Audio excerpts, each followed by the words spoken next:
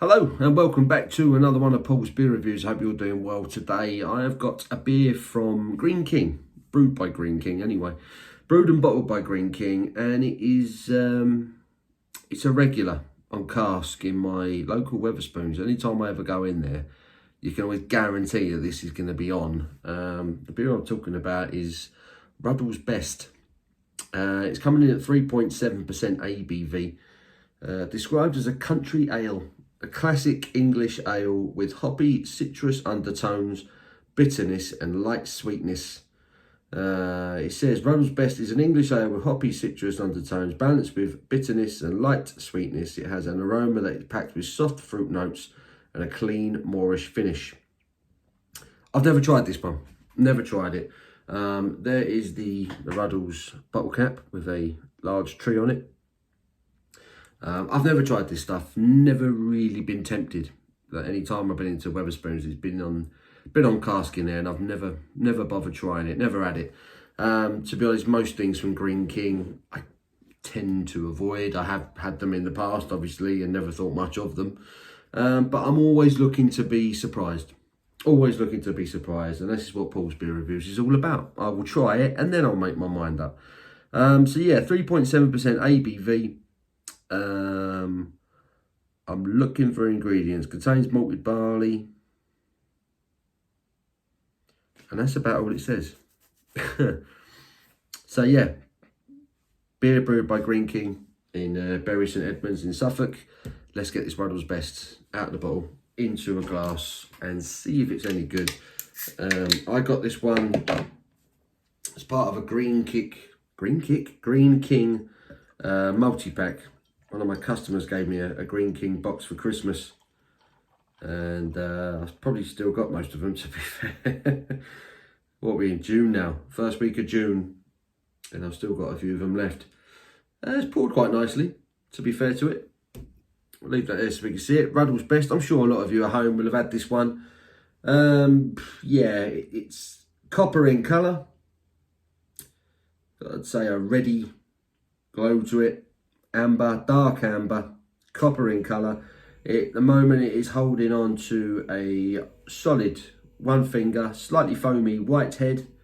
Not much in the way of carbonation, very light. You can see my ugly mug through that, and not a lot else, to be honest. But yeah, coppery looking beer. See if I can get the rest of that in there. Yep. All in there. Clear glass bottle. Haven't really touched on that. Always worrying when a brewery do that. But having said that, this has been in a box its whole life, so it hasn't been exposed to the lights that you get on a supermarket. But yeah, so there's the beer. It looks all right. It's copper, no real carbonation to it. Holding onto a one finger white head. Let's get me slanted and see what the aroma is saying. Not a great deal. A touch of a sweet malty aroma, sort of honeyed citrus, bit of a grassy note. Yeah, it's a little bit of sweet, a little bit of spice. It's really subtle. It's kind of, yeah, a bit of honeyed lemon, but not a lot. I'm really having to proper sniff my guts up to get it.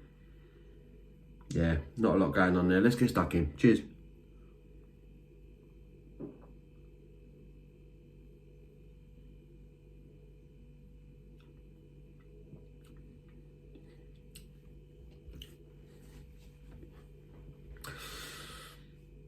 It's certainly sweet, slightly floral, lots of toffee, caramel, malty notes.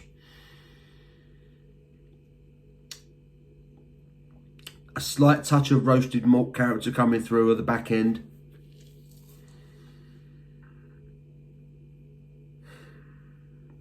And not a lot else, if I'm honest. Not a lot else. I will say off the bat, it's not unpleasant. It's actually perfectly drinkable. But it's so one-dimensional. It's a kind of blink and you miss it type thing.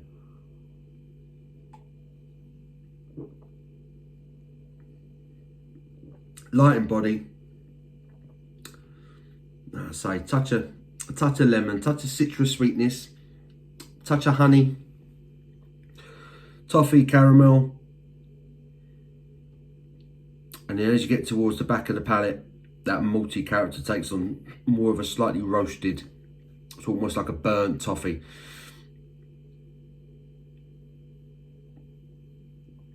It's very subtle. Everything about it is subtle. It's floral, it's delicate, it's sweet, it's drinkable, but it's very forgettable. It's very forgettable, unfortunately. I tell you one thing though, I actually now wouldn't mind trying it on cask. I think a little bit of body would add to this beer. I think that's what it's crying out for. It's just that extra bit of body, that extra bit of coating on the palate. It could do with a boost that you don't always get with the bottled versions of the beer. Excuse me.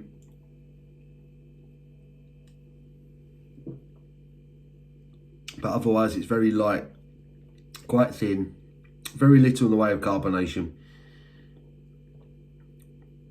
which I guess is probably a plus actually.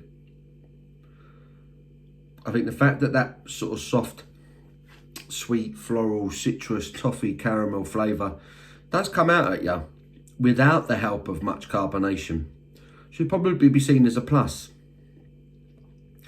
But I reckon a cask version of this would be better.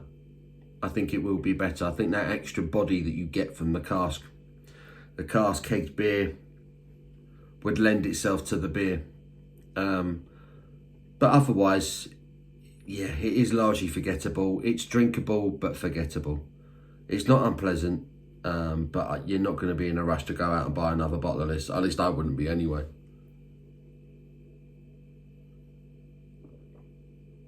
At 3.7%, it's an easy drinker. You're not going to get in much trouble drinking a few of these, and that might be what it's all about. You know, if you're a regular in a Wetherspoons and you've got this on tap on cask, I could totally understand why you might want to sit and have a couple of these with your mates on a Sunday afternoon. To be honest, it'd be a perfect roast dinner accompaniment. It's an easy drinking, non-offensive, traditional malty English ale. If you're looking for a beer drinking experience, you're not going to get much of one here, but it's very traditional. But there's a lot better traditional ales out there than this. It's just a bit light, it's just a bit one-dimensional, it's very uninspiring.